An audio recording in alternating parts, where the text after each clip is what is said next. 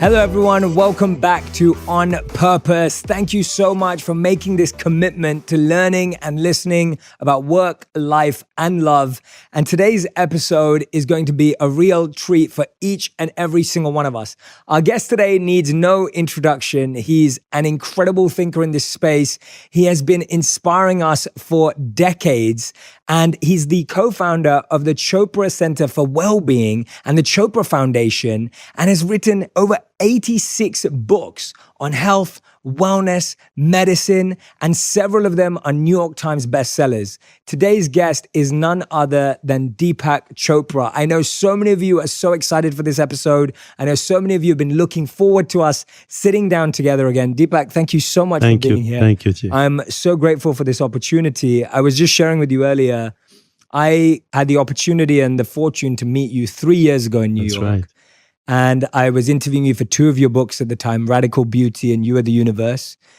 And when I met Deepak, I want everyone who's watching and listening to know this. I'd heard so much about him. I'd read his books because my father used to read his books. So they'd be in my house since I was a young boy.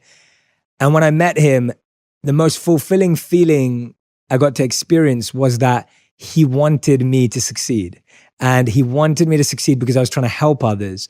And he was so encouraging and so supportive that I felt that genuine energy of love and encouragement and empowerment from him. So your blessings have been very important in my life, Deepak. Well, your success is very important for everyone. Yeah, well, thank you. It's not just about you. Right? Absolutely, 100%. For me, it's not at all. And so we're very grateful to have you today. Thank you. And today I'm very excited because you interviewed me 2 days ago and you were sharing that you can't wait to talk about your past and your journey, which I think will be really illuminating for my audience. And let's go all the way back. New Delhi, I believe, is where it all began for you. I was born immediately before India's independence from British colonialism. So I'm frequently referred to as one of Midnight's children. You know that phrase coined by Salman Rushdie. Mm-hmm. So it refers to all of us who were kind of at the cusp of the old era of colonialism and independent India. And my father was an army doctor. He was actually in the war when I was born, so he wasn't in New Delhi. He was a prisoner in Imphal, which is now in what we used to call Burma, Myanmar. It's under siege by the Japanese. So he saw me months after I was born. Wow. And what was that experience of growing up at that time and on that cusp like? Like, take us back to what that experience was like. And well, you grow up and awareness comes very gradually. So my first memory, actually very significant memory, is when I was 6 years of age. My father was at that time in England training to be a medical doctor and then a cardiologist. And I was living with my grandparents, as was my younger brother, who later became the dean of medical education at Harvard Medical School. So we were all a family of doctors. And I remember at the age of 6 years getting a telegram from England. In those days, the postman used to knock at the door. It took actually 48 hours to get a telegram from England, 2 weeks to go by ship or boat, and 2 days by airplane, Dakota Plains. Anyway, the telegram was that my father had passed all his exams. He was a member of the Royal College of Physicians. My grandfather used to be an old army sergeant in the British Army. So he had a gun. He went to the ceiling of the apartment building, shot a few rounds into the air to celebrate, took us to the movies. I still remember the movie Ali Baba and the 40 Thieves. And then he took us to a carnival. And then in the middle of the night, he died. So I remember waking up to the wailing of women. He was taken for cremation, and the next day he was brought back in a little bottle of ashes.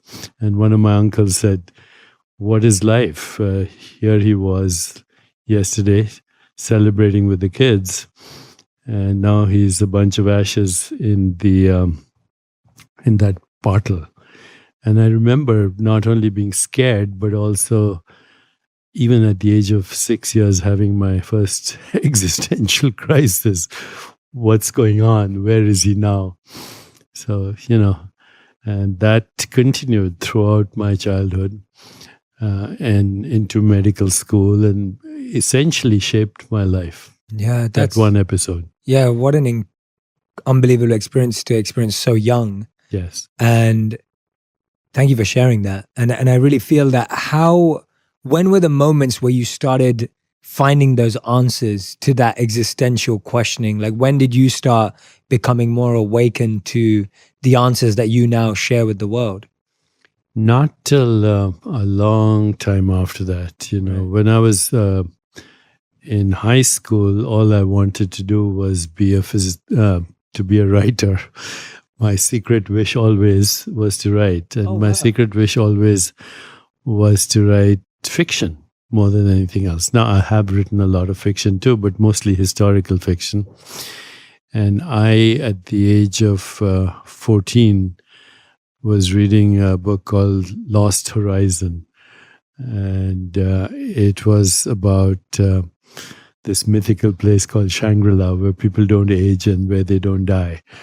And it was a very interesting book, and I was inspired to write fiction on my own. But my father, as you know, Indian fathers, they want their kids to either go to medical school or engineering school. He wanted me to follow in his footsteps. And so he knew that was not my interest. And when I was about 15, he gave me some books. Somerset Maugham, who was a physician writer. So these are amazing books of human bondage, The Razor's Edge, which talks about existential issues. And so I was so inspired by these books that I told my dad, I want to be a doctor. And then, I had to do biology all over again to enter medical school.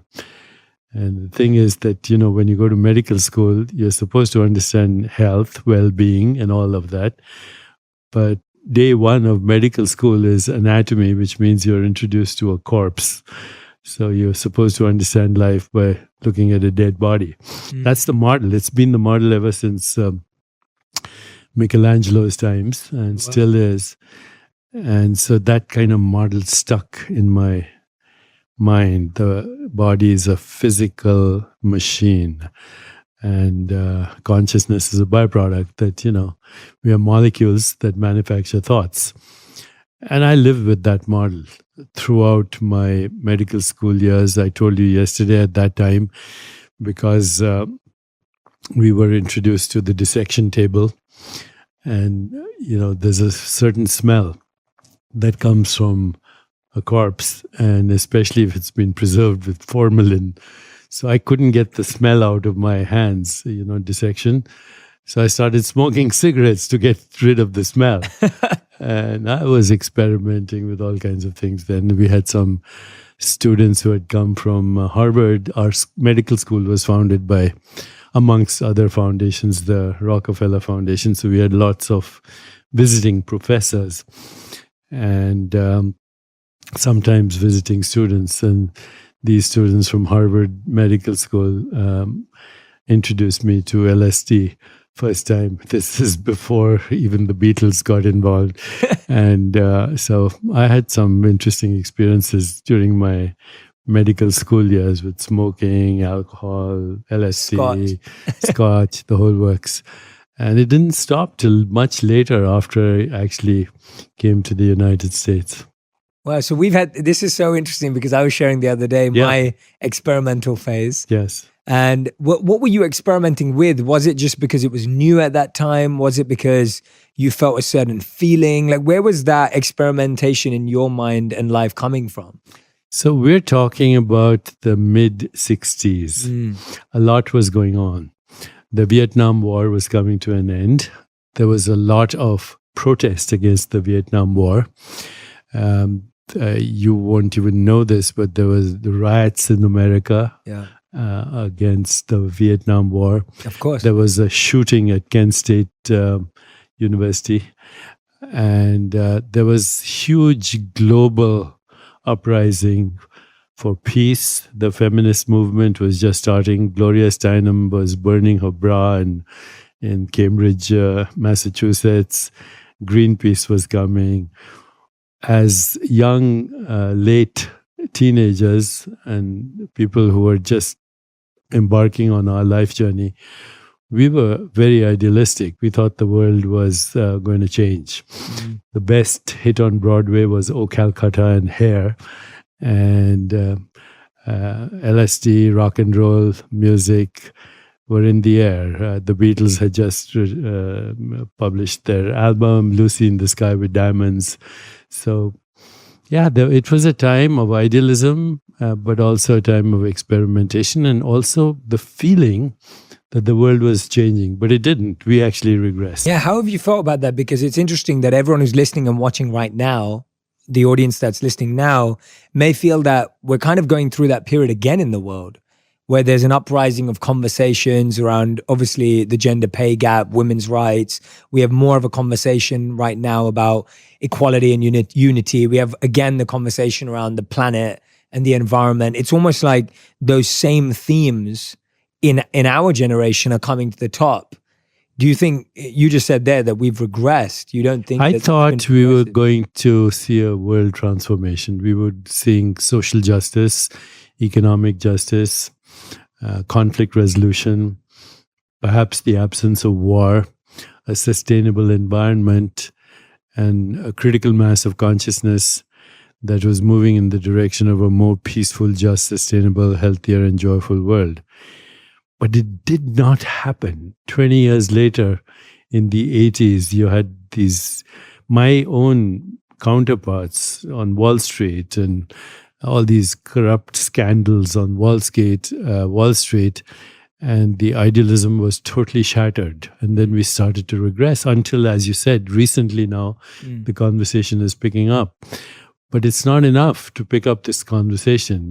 We have to actually see why we failed in the past. And that is because idealism without action is useless. They say that love without action is irrelevant, and action without love is meaningless. But when you have love in action and love for the greater good, then things can happen. And I'm hoping they'll happen now, or we'll wait another 30 years, long after I'm gone. We might not even survive with climate change and all that's happening right now. Yeah, wow. So you really think, and I'm just digressing from your journey, I want to go back to it, but I think this is such a fascinating point that you've raised, that actually the real missing link is acting on our idealistic views and getting involved. And without being an angry social activist, without being an angry peace activist. That's a contradiction in itself. Yes. You can't be an angry peace activist. You have to be a peaceful being in order to create peace. You have to have experienced love in order to create love. And then you bring into action. It starts with empathy, which is feeling what others are feeling. Compassion, which is the desire to alleviate suffering. And if you have that, then that is the basis of all love. But then love has to move into action as well. Yeah, absolutely. What a beautiful answer. And I really hope everyone who's listening and watching right now, if there's any cause that you feel empathy towards, if there's ever a moment in your life you feel compassionate, start thinking about how you can experience that and then act with it. That's what we need. Let love lead, creep in. Yes. And let it become the healer and motivation for everything you do. Yes, absolutely. Absolutely. We need more of that. I couldn't agree more. I really feel that way, that we live in a world today also when something's happening, we're very good at changing our social media picture. Correct. We're very good at changing the color of our profile. And that's good because we're standing up for something. But to really change something is going to require activation. Yeah. We're polishing our selfies instead of getting in touch with ourselves. Yes, yeah, exactly. And it's just such a simple option to take that versus to do more. So no, I love that. Let's go back to your story because I really want to get there. So when was it now that you're experimenting with LSD, you're smoking cigarettes, you're drinking scotch, you're having all of these experiences while being a medical student? When is the point that you come to a spiritual awakening? So the year 1970, I get a letter from a foundation in the United States that if I pass certain exams that were then given by the American Medical Association and another agency called the Foreign something Executive Council for Foreign Medical Graduates, that I could get a scholarship. Now, I had not even applied or thought for a scholarship, but I did the exams and I passed. And I showed up in New Jersey at a little hospital in Plainfield, New Jersey, a community hospital. I realized when I was here that actually this whole scholarship thing was an excuse to bring foreign doctors into the United States because all the American doctors were in Vietnam. Wow. And there was a big shortage of physicians. The prestigious posts went to university hospitals for American graduates. And the foreign graduates were then relegated to community hospitals, which offered no education but lots of work. So I ended up being in this small hospital in New Jersey. And all my colleagues were also foreign doctors. They were from Egypt, from Korea, from Italy, from the islands, and so on. And basically, we were cheap labor, $4-5 an hour. But I got to actually experience what it was to be in a very traumatic environment. So we had gunshot wounds. The hospital had a reputation for being connected, quote unquote, to the mafia and all of that. So I worked hard that 1 year. And then I got a position in an academic institution in Boston associated with Harvard Medical School. And what happened there was I first did my internal medicine. I was still smoking and drinking and partying as a intern and resident. And then as I was finishing my internship and residency, I became a quote-unquote internist. I then took a specialty training in endocrinology, which is the study of hormones. And then in neuroendocrinology, which is looking at brain chemistry. And I had some very interesting colleagues, but also my mentor at that time was a person called Seymour Reichland. He was world famous. He's now 94. And he's still, if he finds a snake in his garden, he'll dissect the brain of the snake looking for neurochemicals. But at that time, now we're well into the mid-70s, we were discovering in the brain these chemicals that now everybody knows about. They're called neuropeptides. So neuro because they're in the brain, peptides because they're protein-like molecules. And one of my colleagues at that time, Candice Pert, she was later the chief of brain chemistry at the NIH. She used the phrase molecules of emotion. And I'd never heard that word. And now everybody knows things like serotonin, dopamine, oxytocin, opiates. But that was, we were just discovering molecules of emotion. Molecules of emotion. And so that got me hooked to the so-called mind-body connection. And at the same time, I was, besides the research, I was also seeing patients.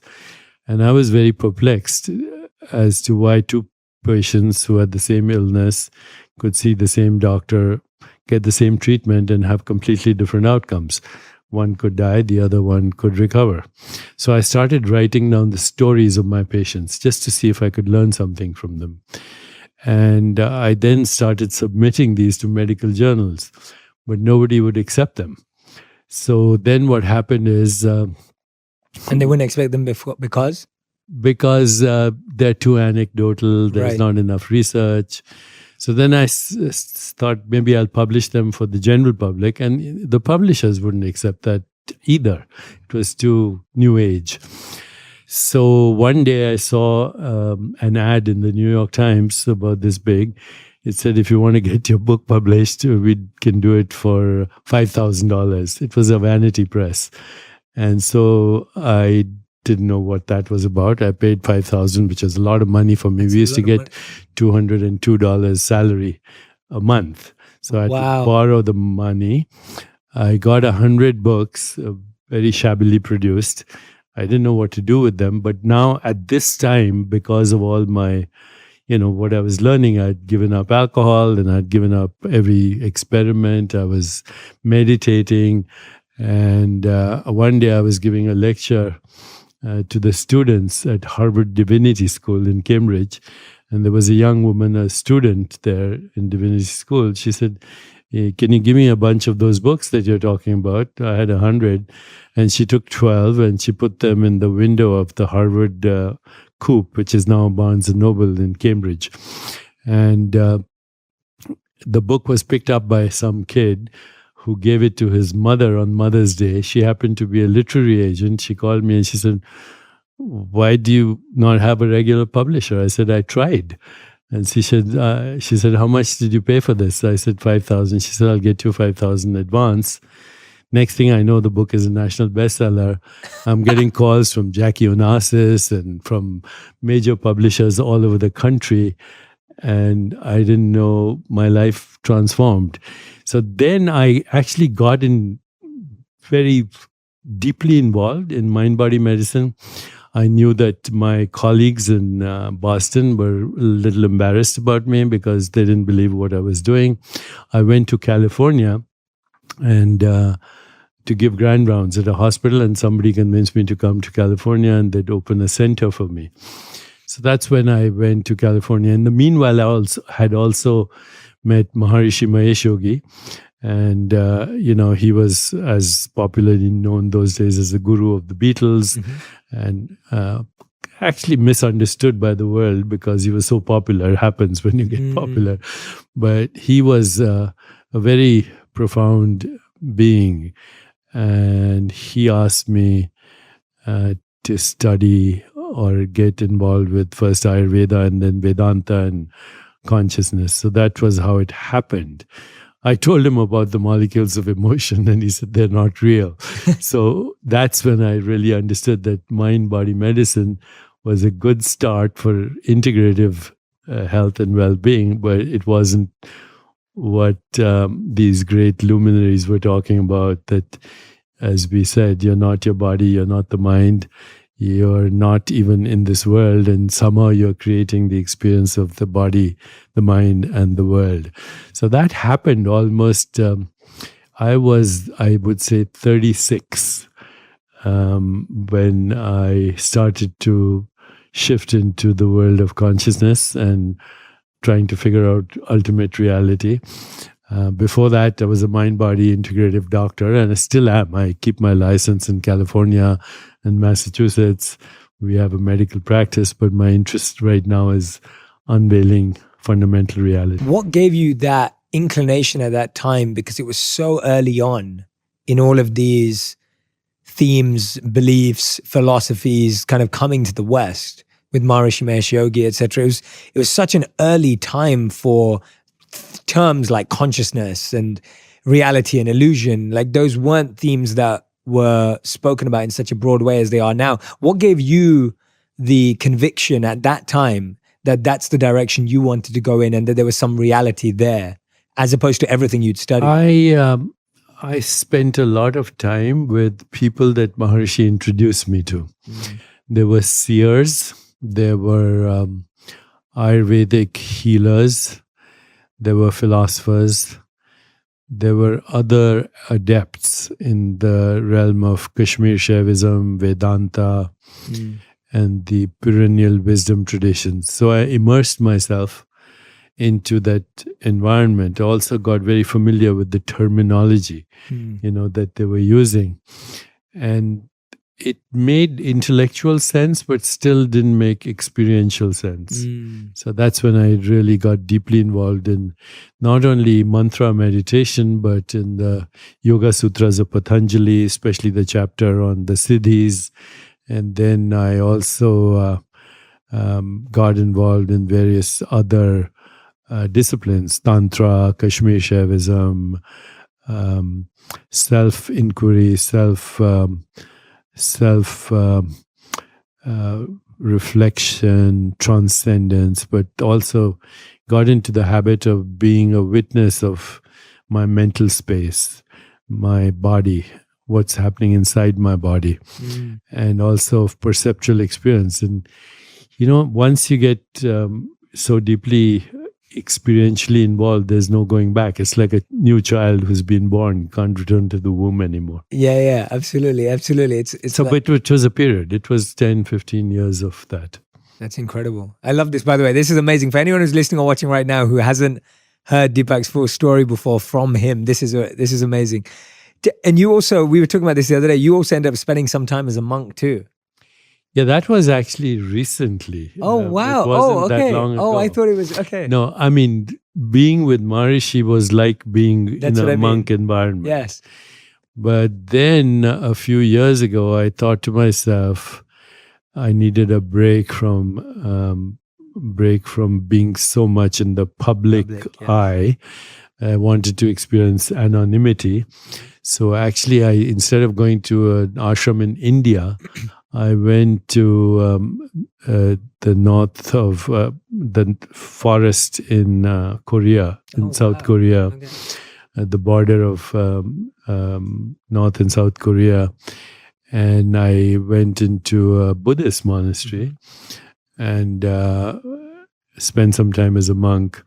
We shaved our head, shaved our eyebrows, put on robes, went with a begging bowl every morning through the streets or the streets of the village nearby the monastery. I had a couple of apprentice monks with me. There was, of course, the senior monk at the monastery, and we kept silence throughout the day. But then, and we had one meal, and in these Buddhist countries, there's a tradition that if a monk goes by the street, you offer food. It's considered a benefact. Yes, yeah. Auspicious, and you get rewards, karmic rewards for feeding the monks. Yeah. So we used to end up returning to the monastery with so much food, you'd think we'd gone to Whole Foods or something. And the monks would keep filling it up. And there was one meal. And then in the night, they would chant all night. And we would listen. So it was a good experience, anonymity.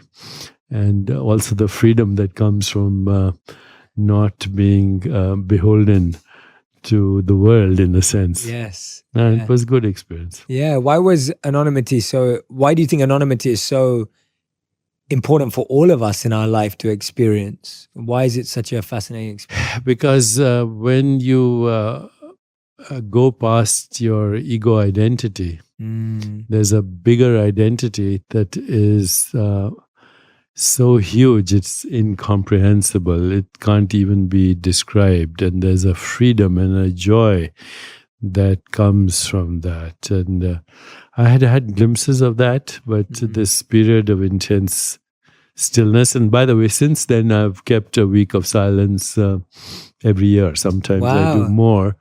And that week of silence, usually in September, I do every year, just to go back to the taste of timeless being, instead of our ego identity, which we keep polishing every day now, especially these days with social media and books and promotions and you name it. What's something that people can do daily to access that experience? Because like you said, our days are just busy with work and family and commitments and events. What's something people can do daily that helps them access their true identity, their self, going beyond the ego and the mind and the body? I think the basic of it is to still the mind as much as possible and just become a silent witness to that which is happening on the screen of your consciousness. So if you close your eyes and take a few deep breaths, and then, I usually start with a little reflection. Who am I? Who wants to know the answer? What is it that wants to know the answer to the question, who am I? What is my purpose? What do I want for me and the world? What am I grateful for? That's how I start. Mm. Then I go into a little bit of breathing and then mantra meditation. And then what I do is I witness what's happening on the screen of my consciousness, just becoming aware. And sooner or later, you realize that what's happening on the screen of consciousness is not who you are. You're the one who's watching that. And then what's happening on the screen of your consciousness ultimately leads to deep insights about mind and body and the physical world, which actually doesn't really exist. But we can get into that when we talk about meta-human. But I think if people just ask these 4 questions every day before they start their day, even without a prolonged meditation process, who am I? What do I want? What's my purpose? What am I grateful for? Suddenly the windows to the bigger reality start to open. Absolutely. This is such a beautiful point that Deepak's making right now for everyone listening and watching. It's just such a simple way of starting to transcend the noise and the clutter that we feel every morning when we wake up and the first thing we do is look at our phones. All you have to do is just switch that habit for asking yourself these questions. And you don't need to know the answers because, there are no fixed answers. These answers keep changing. All you have to do is live the questions, and then life keeps moving you into answers that you need at that moment in your life. Absolutely. And it all happens spontaneously, synchronistically. Such a great point, because these answers are revealed and received. Yes. They're not found. And they're pertinent for that moment in your life, not necessarily the answers. I love that. I think that's such a good point, because so often we put this pressure when we ask a question that we must find the answer now. It's like the education system has drilled us in believing that you have the right or wrong answer within moments. What was that poet who said, live the questions and life will move you to the answers when you need them, because if you got them right now, you may not be even prepared for them. Wow. Yeah, that's a good point. I know life has done that to me a lot of times. That's it, yes. Yeah, when you ask questions and you think you want the answer now, but then when you actually receive it, you realize, yes, I wasn't prepared. That's right. Absolutely. Wow. What a profound way of thinking about it. I love that. That's made a huge shift in my mind. Not even to want to answer the questions now. No. Just ask them and let your day and let them go. They come in the form of insight, intuition, awesome. inspiration, creativity, but most importantly, they come in the form of meaningful coincidences, or what Carl Jung calls synchronicity, or what religious people say grace. Yes. That's it. Yeah. Yeah. Meaningful coincidences. Absolutely. Yeah. How beautifully said. I love that. So this is what I love about your journey, Deepak, is just that at every point, it seems that you've been a seeker for more. Like you've continually gone in the direction of more learning, more growth, never settling. How have you seen the medical industry shift? How have you seen other things around you shift with time? Because you've really gone all the way. Do you think that we are seeing shifts in the medical world? Yeah, we are seeing shifts. When I started, I felt like a loner. Yeah, I can imagine. But now integrative medicine is part of every institution, even including academia. And in the last 15, 20 years, our foundation has done a lot of research. So we've made it pretty mainstream right now. So to summarize very shortly, what has taken 30 years to learn or more, 40 years to learn, is that only 5% of disease-related gene mutations are fully penetrant. So let me explain this for those for a lay audience. So a genetic mutation is a mistake. It's an error in the gene. Genes are stretches of DNA that code for proteins. So DNA stands for deoxyribonucleic acid, and there are 4 of these named after alphabets: adenine, guanine, cytosine, thymine, ATCG. So ATCG are the 4 letters of life. In English, we have 26 letters. And most languages, human languages, we have more than 20 letters. But the language of life, DNA, has only 4 letters, ATCG. And these spell out words that we call genes. And the body is a story spelled out by those genes. So when people say first there was the word was made into flesh, in a way it's very literal actually when you start to look at the biological mechanism. Now, once in a while, or more than once in a while, there are genetic mistakes. So you might think of them, again, we're speaking metaphorically, but a spelling mistake. So instead of the word being spelled correctly, maybe one of the letters ATCG is missing, or it's in the wrong place, or it's upside down, or you have redundant 2 letters instead of 1. That mistake, genetic variation, is called a mutation. Now, only 5% of these genetic mutations that are associated with disease, cancer, heart disease, arthritis, strokes, you name it, autoimmune diseases, Alzheimer's, only 5% actually guarantee the disease, which means if you have one of those mutations, you're going to get the disease. Like Angelina Jolie had a gene called the BRCA gene, which predicts breast cancer, 100%. So she had a mastectomy to prevent the cancer. Rightly so. For those 5%, there are new technologies that are being developed right now. And CRISPR is one of them, which means you can cut and paste the gene the way you would an email. So you would take the defective gene, you'd read the barcode with a molecular scissors, you delete it, and then you'll insert the right gene. It's not happening right now, but it'll happen in the near future.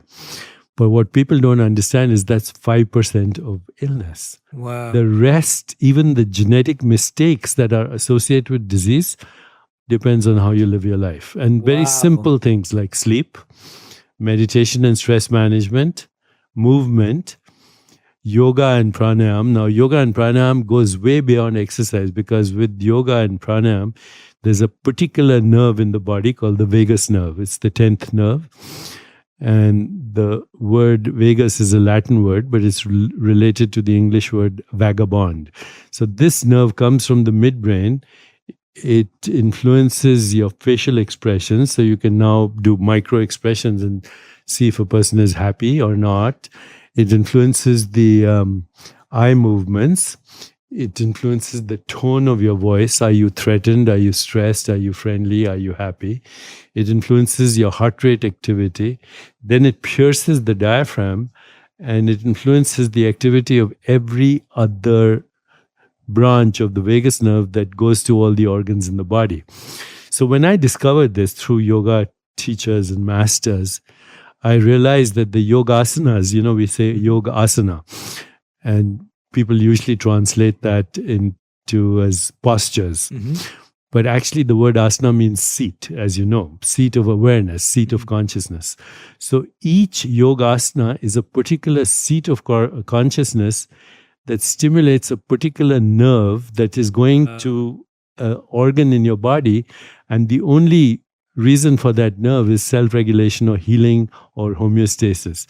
So when I discovered that, I became fanatic about yoga. I haven't missed yoga now for as long as I can remember. That's not amazing. One day. Wow. Okay, not one day of yoga or meditation or pranayam. So It was a long time. So when you put together, yoga, movement, sleep, stress management, healthy relationships and emotions like love, compassion, joy, equanimity, food that doesn't kill your microbiome, which is the 2 million extra genes in our body, which are not human. So you only have 25,000 human genes, but you have 2 million bacterial genes in your body. This is called the microbiome. It's as important as the human genome. So you can change the activity of your microbial genes just by changing your diet. So if you go not even vegan, but if you go maximum diversity on plant-based foods and foods that are not contaminated with antibiotics or hormones or insecticides, you can change your genetic activity and the population of your genes in less than 6 weeks, and which means then you're reinventing your body because your body is spelt out by your genes. So this got me going strongly into how do we reinvent our bodies by resurrecting our souls and going past our minds. And that's what I'm obsessed with now. Wow, I love that. I'm so glad you're obsessed with it, because the fact that we're so responsible for our own well-being is huge, in the sense of belief that there are ways in which we can rewrite that story. You can rewire. rewrite the genetic structure of your body. You can't change the human genes, Sure. by the way, because you got them from your parents, but you can change their activity. So Right. here's one of our researchers. We put people through a 1-week retreat where they not only learned mantra meditation, but they also practiced the Yoga Sutras of Patanjali from the chapter on the siddhis, particularly transcending the senses. In 1 week, literally, and this is published now in major peer-reviewed journals. If people want to check them out, go to choprafoundation.org and you'll see all the research. And the research was in collaboration with scientists from Harvard, from UCSF, from Duke, from Scripps, of course, Chopra Foundation, Mount Sinai in New York. And what did we find? We found that in 1 week of this practice of meditation and the Yoga Sutras of Patanjali, all the genes that are responsible for healing and self-regulation, they went up some 17-fold over baseline. These are human genes. And the genes that cause disease or inflammation went down drastically. The enzyme, there's an enzyme in our body called telomerase. It influences the length of telomeres, which are like little buttons at the end of your chromosomes. The level of the enzyme went up 40% in 1 week, which means people were reversing their biological age at a genetic level. Wow. Okay, now how far does this go? We don't know. And that was because, just 1 week. It's just 1 week. And, the people who are in samadhi for weeks at a time, those traditions are not that prevalent. There's a technique in the Ayurveda called Kaya Kalpa, where you go into a retreat where it is totally dark, where you have no communication with the world, where you transcend, where you eat minimal, maximum diversity of plant-based foods. And within 6 months, you come back a younger person biologically, physiologically. I'm 72 now. I know, you look incredible. I'm not focused on aging anymore. Yeah, I think that's a mistake. For anyone who follows Deepak on social media, Instagram or Facebook, if you don't already, I highly recommend it. But I've never seen you miss a day of yoga or meditation. I don't. I see you every time, and you inspire me so much, because I just think, like, if you're able at your current body's age to be able to do the things you are with your body, and how healthy you are and how healthy your body and mind are, I mean, we have no excuses. Like, there's biological age, which is the exact biomarkers. So what's blood pressure, bone density, body temperature regulation, fat content, cholesterol, vision, hearing, skin thickness, wrinkles, hormones. That's biological age. Then there's chronological age, when you were born, what your birth certificate says. Yes. Then there's psychological age, how do you feel? Yes. And then there's spiritual age, which is timeless, Yes. which has no age whatsoever. Absolutely. So, we have to make these distinctions and see which of these we're talking about. 100%, 100%. When you said at the end there that you're not thinking about aging anymore, what did you mean by that when you said that? It's now something I talk about in my new book, Meta-Human, that what we call body, mind, and world, and aging, and birth, and death are actually human constructs. They're not real. Now, we can go into that to the extent that you want. Yeah. Should we dive into the book for a bit? We can. Yeah, let's do want. that. If that's what you want to do, let's, If you want, yeah. Yeah, no, I'd love to. I've got so many questions on the book that we'd put together for you. So I'm happy to do that. So in one of the things, this is what I was looking at, you start the book by prompting 2 questions, right? In moments where you feel very happy, do you watch yourself being happy? And when you're angry, is some part of you free of anger, right? Why did you start with these 2 questions? So in all the spiritual traditions, not necessarily just the Eastern traditions, they speak of 2 worlds, the immanent and the transcendent. So the immanent is this world that we're in right now, this space-time causality, New York City, the hotel we're in. And then the transcendent world is the world of infinite being or consciousness. At all times, we're in both these worlds without knowing. But once you become aware, even slightly, that the awareness of a thought is not a thought, right? If you're able to observe a thought, then you, the observer, is not that thought, right? Similarly, the observer of the emotion, or which is the awareness of an emotion, is not the emotion. Agreed. Or a perception, or a color. Right now we are perceiving through our five senses. And what we are perceiving is colors, forms, shapes, sounds, sensations in our body, maybe emotions, and thoughts, and maybe images. That's the raw material of experience. That's all there is. Okay? The words body, mind, and world are human constructs based on the interpretation of these raw sensations. So once you start to become a witness of experience, you realize that you are intrinsically free of the experience, unless you identify with it, unless you say, that's me. Yes. It's not you, it's an experience you're having, right? Absolutely. So once you bind yourself to the experience, which we call the karmic web of existence, then you are in that circle of karma, memory, desire. You are constantly seeking validation.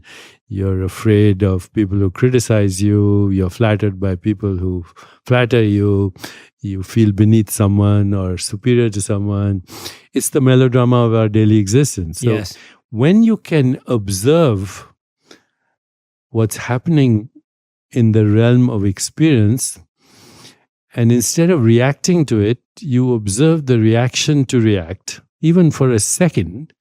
Instead of reacting to the experience, you observe the reaction to react. You suddenly realize that your range of options or choices right this moment is actually infinite. And you don't have to be a bundle of conditioned reflexes and nerves that's constantly being triggered by people and circumstances into predictable outcomes. So you become you're at the mercy of every stranger on the street. So I think it's very important to know that yes, I'm having this experience, but I'm intrinsically free of this experience. So that's how the book starts. Yeah, and I absolutely love that, because it's an analogy I usually used to share. That experience is like when we're in a car and someone hits the car, we say, oh, someone hit me. Yes. But actually they didn't hit you, they hit the car. Yeah. And you're identifying as the car as yourself. Yes. Now, how about if they hit your body? Yeah. And your body perishes, right? Yes. So that's the argument people have against the argument that spiritual people have, which is you're not your body, you're not your mind. So, but you remember that famous dialogue between Samuel Johnson and whoever that idealist was, and he said, the world is a projection of consciousness. And I think it was Samuel Johnson who hit his leg on a piece of stone and said, I refute you thus, saying that, you get hit by a bus, you're going to break your bones and you might die. Sure. So why do you say that the physical world is an illusion? Now, if you want, we can address that. Yeah, let's address that. Yeah, let's address that. Yeah. So, this is, of course, I take people through the book very slowly. Of course. But if you asked a regular person on the street, what is this? They'd say it's a microphone. If you ask them, what's this? You'd say, this is a watch. What's this? This is my hand. What's this? This is my body. Now, if you really start to look at this very carefully, before you call anything by its name, microphone, hand, body, watch, before you use those words, it's an experience. And the experience is actually not a physical experience. Color, form, and shape are not physical experiences. If I asked you, where in the physical world is the color red located, you would say nowhere. In Yeah. fact, there's no everywhere. color red in the physical world. What's coming to your eyes are electromagnetic vibrations which have no color. What's happening in your eyes, there's no color. And if I asked you to imagine a beautiful red sunset, you have a picture in your consciousness, but there's no picture in your brain. There's no picture in your eyes. And actually, the sunset is not, if you're imagining it, it's not in the physical world. Now, what you don't realize is when you're looking at a real sunset, all you're experiencing is color.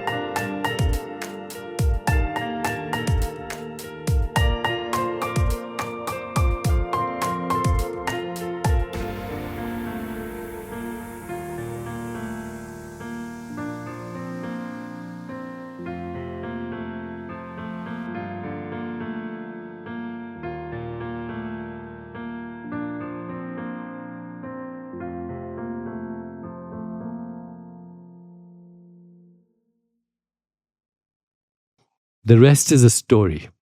Okay, that's a sunset. This is a body. Okay, colors, shapes, textures, sensations, smells, images, emotions, and thoughts have no location in the physical world. And yet, out of this raw material, we create the idea of a physical world. So in Sanskrit, that's called Jagat Mithya, the world appearance. On the screen of your consciousness, and your body is part of that world appearance, because people, they say, where are you? People say, I'm here, but there's no one inside there. Okay, because this is also an experience in consciousness. The mind is an experience in consciousness. Moreover, it's a shifting experience in consciousness. No, a thought is ungraspable. It's ephemeral. It's evanescent. You can't catch transient, it. Okay, you can't catch a perception. I look here, I look there. These are two snapshots of perception, and they're evanescent. I look at my body, and by the time I look at it again, it's a different body, because it's recycling so fast at the level of atoms and molecules and information and energy. So the fact that we call this a body, it's actually a changing experience of sensations, images, feelings, and thoughts that is a modified form of your own self. And it's changing, it's ungraspable. Same thing with the mind, it's ungraspable. Same thing which we will call with the world, it's a changing experience of shifting what we call qualia. In the spiritual literature now, in the consciousness literature, there's this word qualia instead of quantum. A quantum is a unit of measurement, but a qualia is a unit of experience. So if I tell you, think of your wife right now and you see an image, that's a qualia. Now feel the emotion connected with that, that's a qualia. Now think of what you want to do with her this evening, go out for dinner or a movie, that's a qualia.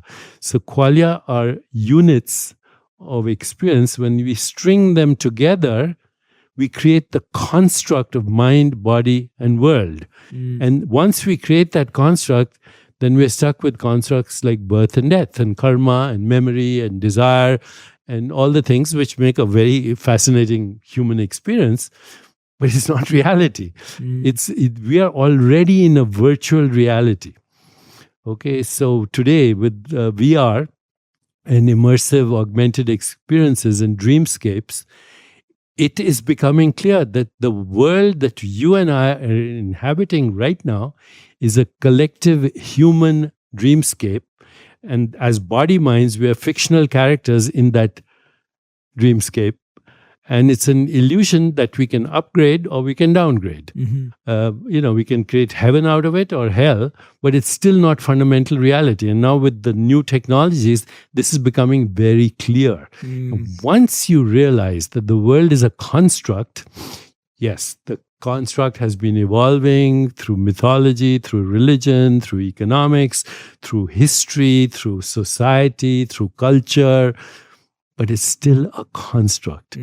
And what these great seers, these great rishis were able to do is they were able to deconstruct it. Once you deconstruct it, what are you left with? You know, when you left, you've heard that expression, neti, neti, neti, I'm not the mind, I'm not the body, I'm not the intellect, I'm the observer. What are you left with? Once you deconstruct everything, what you're left with is formless, infinite, dynamic field of infinite possibilities, infinite creativity, infinite love, and the source of intention. So that's what yoga originally was and should be. Yoga means union with the self, which is also the self of the universe. And this is where, you know, I got totally seduced. That human suffering, as the Vedanta says, comes from not knowing true reality, fundamental reality, confusing perceptual reality with fundamental reality, grasping and clinging that which you cannot grasp or cling, the fear of impermanence, the construct of the ego, and the fear of death. These are all the same thing, not knowing what is real and what is a projection. And even the projection can be changed. Absolutely. Wow. What a masterclass in reality and illusion. How does then one function within the world, but then still understand? Because I think the challenge people have on a day-to-day basis, as you've probably heard for decades, is this, well, if what I'm experiencing is not complete reality, then where do I go from there? Like, what do I do? Do I get married? Do I fall in love? Do I not? So do I work? We go to the movies, I used to go to a lot of movies. I don't that much anymore because what we call everyday reality is a more interesting movie than most movies. Don't have the imagination to capture what is happening in what we call everyday reality. So we're in it. We might as well enjoy it and upgrade it. And that's what the expression is, to be in the world and not of this world. Okay, or we are spiritual beings having a human experience, or non-local beings having a local experience, timeless but in time. Once you understand that, and once you also get into the habit of self-reflection, self-inquiry, observing perceptual experiences without necessarily judging them. So I'm right now having the experience of colors and forms and tastes and smells and sounds. I don't necessarily have to qualify this experience. And transcendence, where you go to that place where there is no mantra and no thought and just deep stillness, then the shift starts to occur that you're not identifying with your body, mind, or experiences of the world, and yet you're enjoying them or not enjoying them. And now you want to do something to shift. And since you're in the world, about 25 years ago, I wrote this book, How to Make That Practical. And I don't know how, but basically I came up with the idea of the 7 spiritual laws of success. The law of pure potentiality, the law of giving and receiving, karma, intention, desire, least effort, and detachment and dharma. Those 7 principles guided me into a new idea of what success is. The progressive realization of worthy goals, the ability to love, have compassion, but most importantly, to identify with your creative center instead of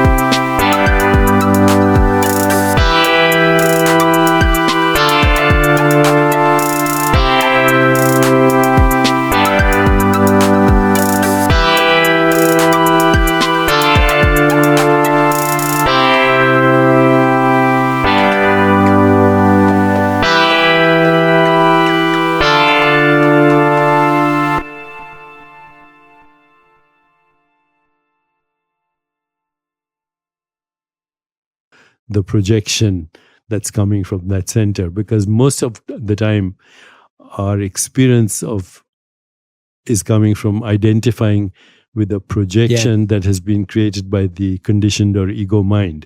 Now, the ego mind is not going to disappear as long as you're in this body, or actually you're not in the body is in you, but whatever. So it's not going to disappear. But if you keep it in the background and you're aware of it, and you ask yourself, what am I motivated by? And I have these little tricks in my mind: pursue excellence, ignore success, and then everything happens. Synchronicity, meaningful coincidences, the state of grace, effortless being, spontaneous fulfillment of desire. These are little things over the years that I've gleaned as my little catchphrases to remind myself of reality. That I must live a life that is based on love. And if it's not based on love at the highest level, as the Vedantists say, love should radiate from you like light from a bonfire. Not focused on anyone and not denied to anyone. It's just the light of the sun. If you start, and it takes time, remember, I'm of course 72. It takes time. So absolutely. It took me. And I think that's the most beautiful thing, is that what we're having to do on a daily practical level is just continuing to realign. And just being able to recognize that all your you are not your experiences. You are not the result of an external result. You don't have to take on that burden. Just like layers of clothes, we've just been wearing all these emotions like layers of clothes. You can just take them off and let go. They're not you. Very beautifully said. But you see, this is also very interesting, because awareness is never as free and creative when it's not tethered to an experience. Correct. Whether the experience is that which we call the body, that which we call the world, or that which we call the mind. When awareness is untethered, which we call pure awareness, it's infinite, formless but infinite. Tagore had a beautiful poem. He said, "In this playhouse of infinite forms, I caught sight of the formless, and so my life was blessed." The formless is the real you, and it's infinite. The form is a phenomenon, and as the phenomenon, it's you as that phenomenon. So when you see yourself in an object, we call that beauty. When you see yourself in another person, we call that love, because ultimately there is only the self as both the subject and the object of experience. Absolutely. Absolutely incredible, Deepak. Every time I sit down with you, I always get another revelation and another thing to focus on. Genuinely, I'm not just saying that. I can just sit and listen to you because, I'm just trying to piece things together. And I really hope that when the book comes out, we can sit down again. I'd love to. And go deeply into just when the book comes out, maybe we go into the steps to That's awakening. what I think so. I think that would be amazing. How about we go into living the awakened life? Absolutely. I'd love that. Let's do that. Because today I feel like we've really been able to capture your story and your background and your journey. And when the book comes out in October, I believe. Living the awakened life. That's when we'll go into that world. So Deepak, we end every interview with the final 5. This is a rapid fire, quick fire round. Answers have to be one word or one sentence. So the first question is, what's your favorite principle in a book you've written? What's one of the number one principles? Or how can I serve? How can I serve? Beautiful. Thank you. Wonderful answers. Second question. If you could get everyone in the world to start doing one thing every day, what would it be? If you could task the world and they could take on one practice, what would be that one practice? Ask yourself, who am I? What am I? And see what happens. Okay, awesome. Number 3, if you could define the human experience in one word, what would it be? Sacred and profane. Okay, amazing. Number 4, what do you feel is your greatest accomplishment? These days, I would like to say my grandkids. Oh, beautiful. And question number 5, what is one thing you're looking forward to accomplishing this year? Or learning this year? Sharing my revelations with the world. Amazing. Deepak, thank you so much for being a living example of everything you speak about. Thank you, Jay. If you already don't follow Deepak on Instagram and Facebook and all the other platforms, Twitter, etc., please go and follow him. He is a real example of everything he shared today. His practice of yoga, his practice of meditation, everything he speaks, it's just emanating from you all the time. Being with Deepak for a few moments, you get to experience that too. So please go and follow him. His book, Meta Human, is coming out in October. We will do another interview for that book because I believe there's so much to dive into. And today we've been able to uncover Deepak's incredible life. I didn't know all of that. I'm sure all of you didn't as well. So please go ahead, grab the 7 Spiritual Laws of Success as well. It's a phenomenal book, one of my favorite ones. So I highly recommend that reading before Meta Human when it comes out later this year. But Deepak, thank you again Thank you. for this Thank you. incredible opportunity. It was a privilege.